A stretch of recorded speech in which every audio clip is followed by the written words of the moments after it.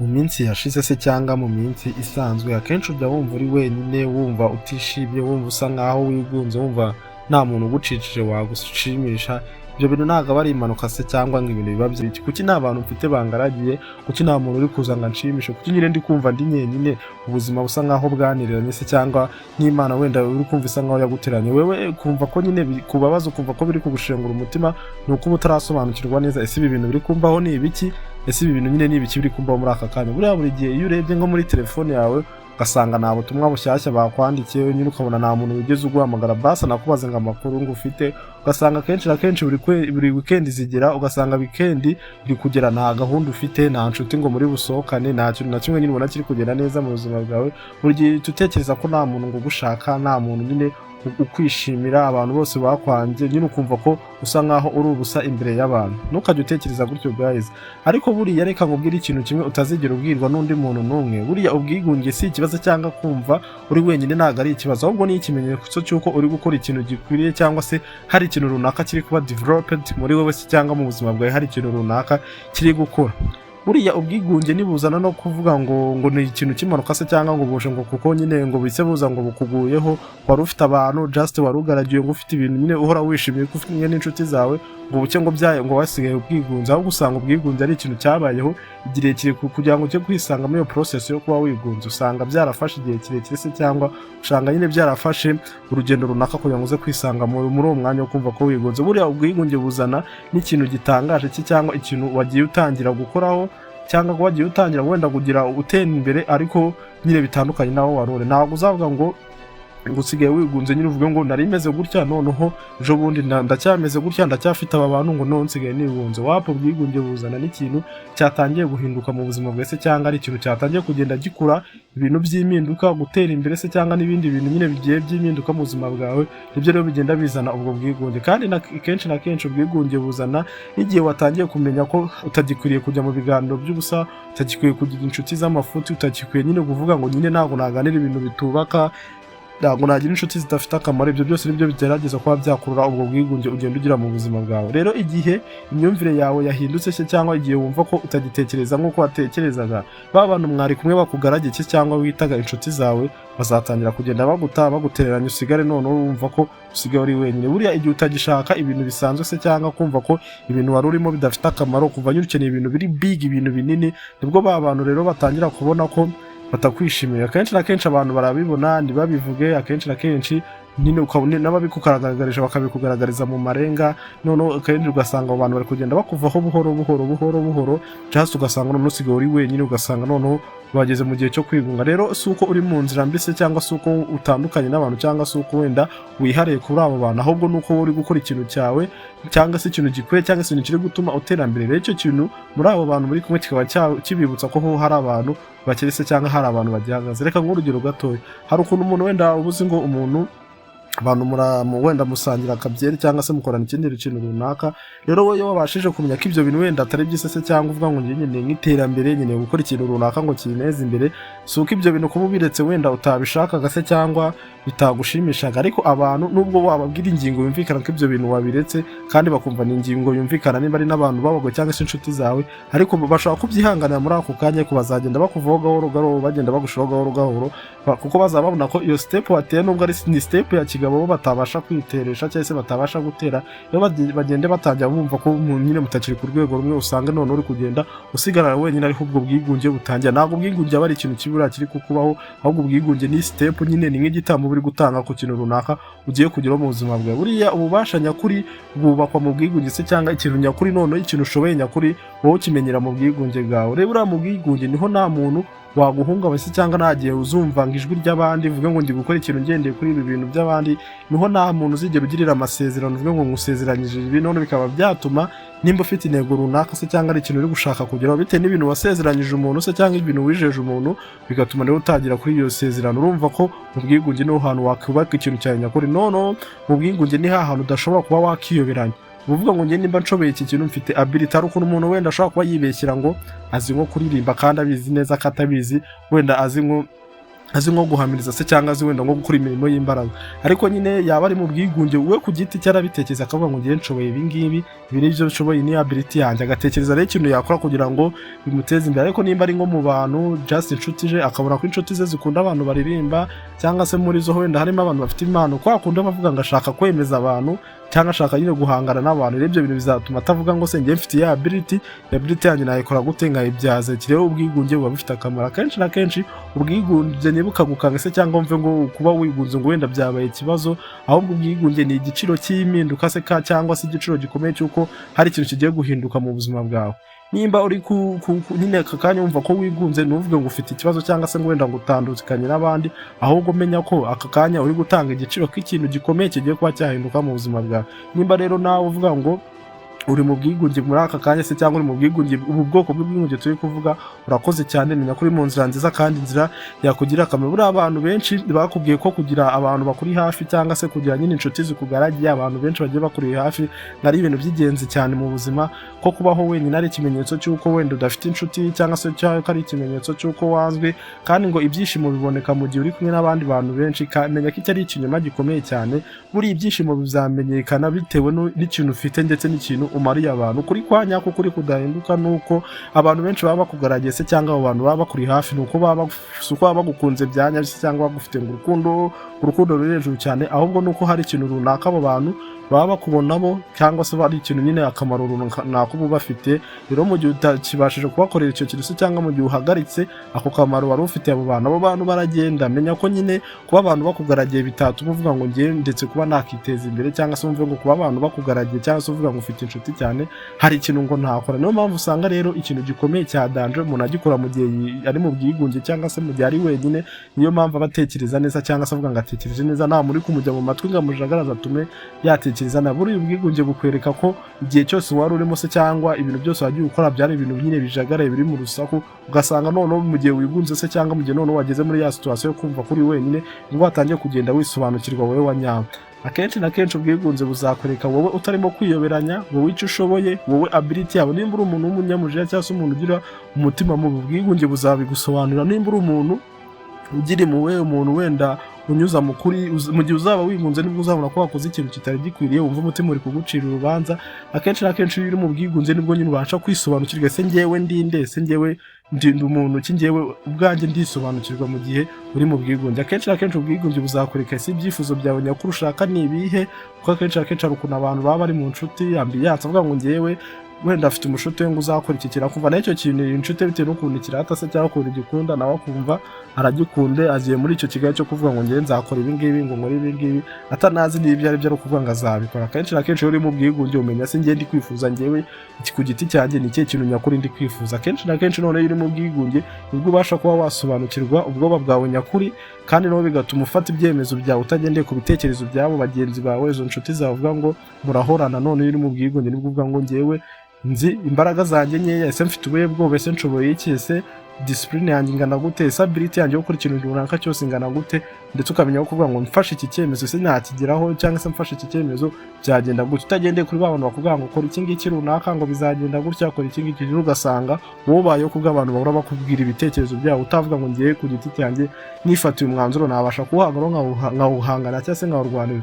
Akenshi na kenshi uri mu bwigunge se cyangwa iyo uri wenyine no hantu wigira kuba uhagaze ku gitekerezo cyawe se cyangwa kuvuga ngo ibi bintu ninjye wabiremye, ninjye wakoze iki gitekerezo se cyangwa ninjye nyine iyi projet wenda runaka, ikintu cyose runaka waba warakoze mu gihe uri bwigunge, igihe uzavuga ngo iki kintu ninjye wakikoreye. Akenshi na kenshi rero uri mu bwigunge niho wigira kudashaka nyine guhora wemezwa n'abantu, cyangwa se kuvuga ngo umuntu ngo yanyemeje. Buriya akenshi na kenshi hari ukuntu buri muri societe cyangwa se ufite nk'abantu runaka, ukabona nk'umuntu ari gukora atera imbere, ari gukora ibintu byose bigenda neza, ukumva nyine kuko uri kumwe n'abantu bakugaragiye muri ku rwego rumwe, ukumva ni ibintu bisanzwe, ukumva nyine biraha. Ariko buriya iyo uri mu bwigunge nibwo ushyira muri logique ugatekereza neza, ese uyu muntu ni umusore afite imyaka ingahe, turangana, ni urungano, afite ibi bintu ngiye ndaho nga nta kintu mfite, ese ni andusha iki, ntacyo ndusha, amaboko turanganya, ibitekerezo ndi kubona noneho nta n'ibitekerezo bya danje afite, ukavuga se umuntu anyemeza gutandusha ibi bintu gute, nyine ugashyira muri logique ukabona ko nyine kwa uwo muntu akurusha icyo kintu, ahubwo ashobora kuba ari ikosa ryawe utabasha kuba wabisobanukirwa. Ibyo rero ntuzigera ubitekereza na rimwe mu gihe ugaragiwe n'izo nshuti zawe, igihe ugaragiye n'abo bantu barora bakubwira ngo ibyo bintu ngo pungo nabirenze, ngo ibyo bintu ngo yanga umuntu yabigiriyemo umugisha, ngo ibyo ni ibintu biki.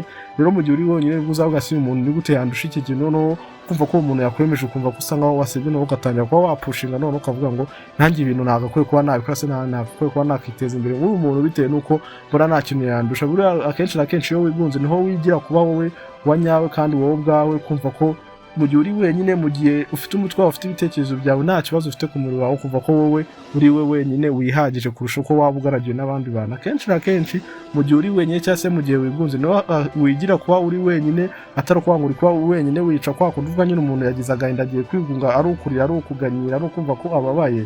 Akenshi na kenshi rero niho umuntu ashobora kuba iyo uri mu bwigunge uba utabashwa kuba wagenzurwa n'umuntu, cyangwa ngo uvuge ngo wahuye igihe no muri sosiyete ngo umuntu kuko nyine asanzwe akoze ngo umuntu abashe kukumenya, kuko baca n'umugani mu Kinyarwanda ngo mbwira uwo mugendana ngo ubwire uri we, ariko buriya uri wenyine ntabwo umuntu aba yabasha kuba yagusobanukirwa. Iyo ugeze muri sosiyete nta muntu babonamo mukururana, muhora mucudikanye mugendana, iyo sosiyete kugira ngo ibashe kugusobanukirwa ngo uvuge ngo uyu muntu ni muntu ki, ntabwo babasha kugusobanukirwa. Rero ubwigunge bwabo ni cya kintu kiba cyaguhisha kandi kikaba cyagufasha mu gihe atari ubwigunge cyangwa atari ukuba wenyine bikwica, biba byagufasha kuba wakora ikintu nyakuri kandi kuba byakurinda kuba wagenzurwa na buri muntu wese ngo abe yabasha kuba yakubona we yagukarasifiya se cyangwa we yahita gusobanukirwa mu buryo bumworoheye. Ariko nanone buri ubwigunge bushobora kuba uburozi bwa mbere bubi cyane, uburozi bushobora kukwica cyane mu gihe gitoya, mu gihe ubwigunge budafite intego se cyangwa budafite ikintu cyiza buzakugezaho, budafite intego, budafite ikintu kigupushinga kuba uri wenyine, cyangwa se mu gihe uri wenyine ikintu muri gutekereza, ubwo bwigunge bwakwica, bwakubabaza cyane.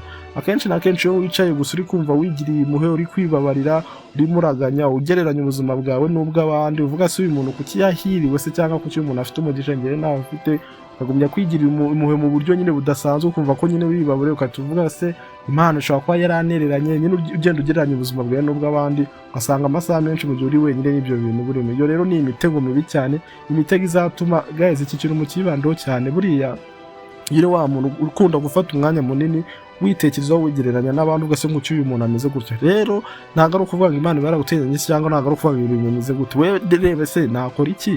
Kandi ikintu cyiza cyane n'abakire benshi barabivuga, ikintu cyiza ni ukudacika intege. Ntabwo ibintu uko ubikoreye ariko bihita biza, ariko rero iyo ukoze nyine ukagumya ugahatiriza, izo mbaraga zawe zigira agaciro zitanga. Rero iyo wigunga ukumva ko nyine uri muri ibi bintu tuvuze, kumva ukuri kwiganyira wigiriye mu vuga ngo ibintu ntabwo bikugendekera neza, waba ari umutego w'ubukene kandi aba ari imitego gituma utakiteza imbere. Uzagenda wigunga nyine ibyo hariho bizajya bivamo imijinya, ukumva ufite umutima mubi, cyane cyane ku bakobwa bikunanira bitewe n'uko wagiye ukiheba. Wewe oroshye ubuzima, wumve ko just uri gufiringa nyine ubuzima bwawe, cyumva ko ubayeho nta kibazo, ufiringa ubuzima wigunze, uri gutekereza nyine utekereza icyaguteza imbere, utari kugenda ngo uvuge ngo ugiye kwiganyira.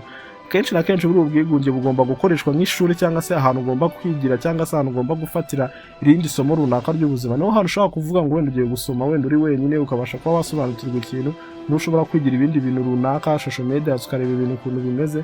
Nico niho hantu ushobora no guhangira ibindi bintu, cyangwa ukaba wahangira nyine nk'indirimbo n'ikindi kintu runaka, ndetse niho hantu ushobora no kuba wagerageza ikintu ushobora kubutinya. Hari ukuntu abantu benshi baba bashoboye ikintu ariko kwa ko batarakigerageza, bataragikora na rimwe, ugasanga icyo kintu ntabwo bagikora se cyangwa ntabwo icyo kintu barakigerageza, kandi icyo kintu kiriho umugisha wabo, aricyo kintu cyabagirira akamaro. Ariko bitewe n'uko bahura muri abo bantu icyo kintu batagikunda, icyo kintu bagica intege se cyangwa batajya bagira na connection n'icyo kintu, ugasanga nawe ubwe yagiye kure y'umugisha we se cyangwa ntabwo akitaye ku bintu byamugirira akamaro, bitewe n'uko ataricara wenyine yumva ko ari wenyine yigunze, avuge se iki kintu ni iki, ubundi iki kintu mpora niyumva mu kuki nakigerageza, akakigerageza akareba uko kimeze, cyangwa se akagikora akareba ko cyangwa wenda ari ibintu yiyumvamo bisanzwe. Guys, mu gihe wumva ko utaragira igihe cyawe ngo uri wenyine witekerezeho, ufata igihe kinini witekerezaho buri munsi ariko utari kuganya cyangwa se utari kwigeranya n'abandi, menya ko ushobora kuba ari ability ufite muri wewe runaka utaragerageza, kandi ariho n'umugisha ushobora kuri uri utaragerageza, kandi icyo kintu cyakagira kugira akamaro. Buriya niba mu bwigunge se cyangwa mu gihe uri wenyine, ushobora kubakira ndetse ushobora no gusobanukirwa imbaraga zawe nyakuri ndetse n'ubushobozi bwawe nyakuri kurusha igihe cyose waba uri kumwe n'abandi, cyangwa abantu bakugira inama ngo ushoboye ibi, ngo wakora ibi, kandi mu gihe wigunze aribwo wakabashije kumusobanukirwa ese ni ikihe kintu nshobora se cyangwa ni ikihe kintu nakora ninagendeye kuri ibi bintu abantu bahora bambwira. Si ikibazo nyakuri abantu bakunda kwibaza, cyangwa se ikibazo nyamukuru gikunda kuva muri ibi bintu, abantu bakunda kwibaza ese koko kubaho wenyine wowe ubwawe urisobanukirwa se cyangwa ngo uri mu bantu ngo nibwo ngo abantu bakubwira ngo uko bakubona ngo uri we wowe menya ko mu gihe biguha amahoro, biguha nyine ubibonamo amahoro, ubibonamo intego, ndetse ukabona ko kuba wenyine bifite ubusobanuro nta kibazo na kimwe, wumva ko nyine uri wowe ushikamye, nyine wumva ko mu mutima nta kibazo ufite, menya ko uri mu nzira nziza kandi nziza izakugirira akamaro gakomeye cyane. Ariko niba ubonamo ko ugeze mu gihe cyo kwigunga, uba wumva ko ufite impungenge, uba wumva uri mu gihe cyo kuganya, ufite ubusa, cyangwa se wumva ko ufite ibyifuzo byawe bitajya byuzuzwa, ukumva ko nyine uri kwiganyira, menya ko ufite akazi kenshi ko ugomba gukora kandi ugomba guhangana nako kugira ngo umenye imbaraga zo kuba wakigunga wese, cyangwa imbaraga zigaragarira mu bwigunge utarabasha kuba wasobanukirwa. Buriya kuba wenyine ushobora kukwigisha umubano w'ingenzi kurusha indi mibano yose, umubano wawe ufitanye wowe ubwawe ku giti cyawe, atari ko wakuvuga ngo wowe ngiye ngo mfitanye umubano n'aba ngaba. Ese undi we nawe ufitanye uwe mubano we ku giti cyawe? Ese wikunda bingana iki? Ese wigirire imbabazi bingana iki? Ese wifuza kuzagira ku byiza bingana iki? Ese wowe wumva nyine ku giti cyawe bimeze gute, atari kuvuga ngo nkorera abandi cyangwa se muri hasi y'abantu? Rero niba ubonamo uwo mubano waracitse hagati yawe, ukumva ko utagifite umubano wo kwikunda cyane, wumve ko nyine wigiriye impuhwe, wumve ko nyine ushaka kugera ku iterambere, menya ko indi mibano yose waba urimo, yavuga ngo inshuti zawe n'indi mibano yose, menya ko iyo mibano nta kamaro gakomeye ifite kurusha imibano waba wowe ufite ku giti cyawe. Buriya ubwigunge ni nk'isoko y'imbaraga nyakuri se, cyangwa ahantu nyine haturuka imbaraga nyakuri umuntu ashobora gukoresha, imbaraga zikaba zamugira akamaro. Ushobora kubakira icyizere kidashingiye kuba washimisha abantu, ahantu ushobora kubakira nyine imigambi yawe ikomeye bitewe n'ibintu wagiye ucamo bigiye bikugora, ahantu ushobora gukomerera umutima, ahantu ushobora kuba wafatira imyanzuro ikomeye yakuba ku buzima bwawe, uko uzaba wayifashe ku giti cyawe nta muntu wakugiriyemo inama, ibyo bintu bizaba byagufasha. Kandi mu gihe utazaba ufite izindi mbaraga za bagenzi se, cyangwa ayandi majwi akuri mu matwi y'abagenzi bawe, ibyo bizaba byakugirira akamaro. Ariko nanone ubwigunze bushobora kugira umunara se, cyangwa bushobora kugira ingaruka mbi mu gihe wabukoresheje nabi se, cyangwa mu gihe utabukontoreye ngo ubutware neza. Buriya iyo uhora wibaza impamvu abandi bagusize, abandi batera imbere, abandi nyine ubona nyine isi ihora ibahira, cyangwa se ukibwira ko isi ari mbi, ukumva nyine wowe just wagira ngo waravumye, akenshi ibintu bigutera umujinya, bikagutera nyine umunabi. Kandi umujinya ni uburozi mu buzima, turabizi umujinya nta kintu buje kumara mu buzima bwawe. Wowe uzamenye ubwigunge bwawe ubumaze isi, cyangwa se ubukoresha iki. Rero inama nshobora kukugira kuri uyu munsi, cyangwa se inama y'uyu munsi ni iyi ngiyi: buri gihe wumva ufite umujinya, ujye uhindura direction, cyangwa se ujye uhindura topic watekerezagaho mu bitekerezo byawe. Ari ukuntu uvuga ngo iki kintu cyane umujinya, cyangwa se ndi kwigunga, cyangwa ndi kwandi nyenyine, nkumva nyine ndi kugira stress, ndi kugira imijinya, wowe ugerageza uhita ufokasinga ku kindi kintu ako kanya cyiza ushaka kuba wabonye muri iyo minsi yashize se, cyangwa ushaka kuba wanyuzemo. Akenshi uzirinde kwibaza ese ngo kuki aba bantu bansize. Wowe uzajya ukora wibaza ese ni iki kihe kintu nakora nkaba nabageraho se, cyangwa ni kihe kintu aka kanya nakora bitewe na opportunity mfite, ibintu mfite, ni kihe kintu ngiye gukora kikaba cyangiza kuri uru rwego bariho. Nubwo wenda ushaka kubona nta gihari, ariko ujye uhora ugitekereza ikintu kiba gihari. Ntabwo umuntu azi gukoresha ubwenge bwe kuvuga ngo bwarangiye. Rero iyo udatekereza cyane ntabwo umenya ibintu. Rero nibwo ushaka kubona nta gihari, ugomba kujya uhora ugitekereza mu gihe wumva ko wagize umujinya, no kumva ko abantu bageze ku bintu, cyangwa se kuba nyine bahise bahirwa ibintu bikaborohera, ngo wumve ngo nawe niko bigomba kugenda. Wewe wenda ushobora kuba byagufata umwanya, kandi muri icyo gihe uri gutekereza ikintu cyiza cyakugira umumaro, ntabwo uri guta umwanya. Rero uzirinde no kujya wibaza mu gihe ufite umujinya se, cyangwa mu gihe wumva nyine ko uri wigunze, ngo uzirinde kujya wibaza se kuki abantu bose ari abanyamugisha se, cyangwa basa nkaho bahirwa njyewe bikaba byaranze. Ahubwo ujye ugerageza wibaze ese ni iki nabashakagaho aba bantu batigeze bashobora kuma se, cyangwa aba bantu wenda twakuranye twabanye bakaba basa nkaho ari abantu babaye abanyamugisha bakansiga. Ni iki nabashakagaho ngo bashobore kuba bama ariko batigeze bama, kandi bari babashije kukibura. Icyo kintu tureba nimba wabasha kukiha muri ako kanya, tuvuga ngo nanjye nkoze gutya nga iki kintu ntabasha kwihaza. Ari gihe uba wifuza ko nyine wenda ukabona nta kintu babifuza ngo baguha, icyo gihe nujya kubatekerezaho bakagutera stress, ni wowe uzaba uri kwistressa. Nta kintu cy'ingenzi wavuga ko kizaba kiri kugustress. Rero mu gihe none ubona ko bifuza ngo wenda ko bagugira inama, cyangwa bakaguha ideas bakoresheje kugira ngo batere imbere, ukabona nyine ntabyo baguhaye, cyangwa se ntabyo bagukoreye, uhita utekereza se ngiye kuri internet ntabwo nahavana ibi bitekerezo. Ese umuntu kugira ngo agere muri ino nzira nyakuri, abashe gutera imbere binyuze muri iyi nzira, yari umukene cyangwa yari ameze gutya ari broke nkanjye, bigenda gutya. Ushaka amakuru, ndabizi neza ibyo bintu bizakugirira akamaro, ariko nawe bizahita bikugeza ku nzira nyamukuru yenda yabakijije, cyangwa yagize ahantu ibavana ikabageza, ukabona nawe ubashe kuba wava muri ubwo bukene. Ari ugusobanukirwa iki? Ari ugusobanukirwa gukoresha ijambo ubwigunge neza, utagiye kurivangavanga ngo bisange noneho ubwo bwigunge bwawe busa nkaho bwabaye nk'igihano kuri wowe. ubwigunge ntabwo ari igihano, ahubwo ni nk'iteguro yose cyangwa ni nk'ityarizo. Buriya ni inzira ishobora kugutegurira kuba umuntu ukomeye, cyangwa se wa muntu udashobora kuba yagenzurwa, wa muntu udashobora kuba yagurwa se cyangwa yacibwa amazi, ndetse na wa muntu ushobora kuba utasenwa n'abantu bamugaragarije. Kuko umuntu niba atagusobanukiwe, atavuga ngo utekereze iki, sinibaza ukuntu uwo muntu ashobora kuba yagusena. Rero bashe kubyakira se cyangwa ukabasha kumenya ko ubwigunge bubaho, akenshi akenshi bukubera umugisha ndetse bukuviramo ikintu gikomeye cyane, bukwereka ijwi ryawe nyakuri, bukwereka uri wowe wa nyawe atari ukwiyoberanya ngo ushimishe abantu, ndetse bikaguhindura umuntu udashobora kuba yagenzurwa n'abantu se cyangwa se ngo abantu babasha kuba bamuhindura bagendeye ku ntege nke se cyangwa bagendeye ku bintu nyine basanzwe wenda bamuzo, bitewe n'uko yabashije kubaho wenyine, akumva ko nimba nabayeho wenyine mu gihe n'abo bantu wenda bahuriye muri sosiyete runaka batabasha kuba bamukontorora. Buriya ubwigunge ni ingoro y'inkomezi se cyangwa ni nk'ingoro y'ityarizo ku muntu. Rero niho umuntu intege nkeya ze zihira se cyangwa avuga ngo ahangaha izi ntabwo ibintu byagakwiye kuba ari intege cyangwa ibintu binca intege,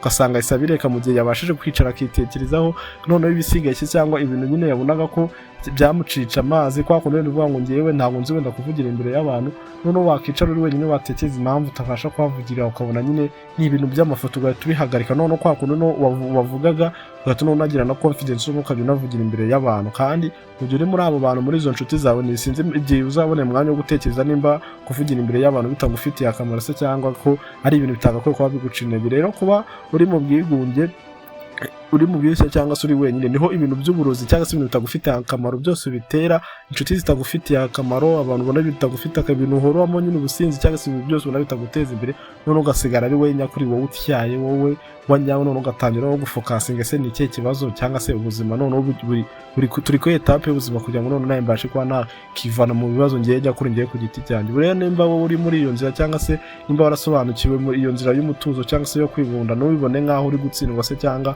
uri wenyine, wewe bibone nk'aho ari icyemezo cy'uko uri mu nzira nziza kandi inzira ikwiriye. Inzira zoroshye buriya ziba zuzuyemo abantu guys, inzira yanzira uvuga ngo inzira yoroshye kuba nagiramo mu bintu, nyako iyo nzira iba irimo umubyigano uteye ubwoba. Ariko nuvuga ngo ngiye ku nzira nziza, inzira zidasanzwe cyangwa se inzira ikomeye nk'izi nzira z'ubwiyunge, menya ko izo nzira ziba zizakugeza ku gasongero kandi zikaba zaguha ibintu byiza. Kandi ku gasongero ni hantu uzasanga hari abantu bake, ariko nyine ibyo bintu abantu basesinga ari ibintu bitagereranywa, nta wundi muntu wabisanga. Menya ko ubwigunge wabukoresha mu kububyaza umusarata wo kuvuga ngo wenda ugiye kwigunga ngo uhore wiganyira, uhora wibabariye, wumva ko uhora umutima uhagaze bitewe n'ukuntu ubuzima buri kugutwara muri iyo minsi cyangwa na situation urimo muri ako kanya. Wowe twara kumwe aka kanya, menya ko hano ari kuri Kabia Entertainment, ibiganiro by'ibi by'ubwenge niho wabisanga. Menya ko wakoze subscribe. Ciao ciao.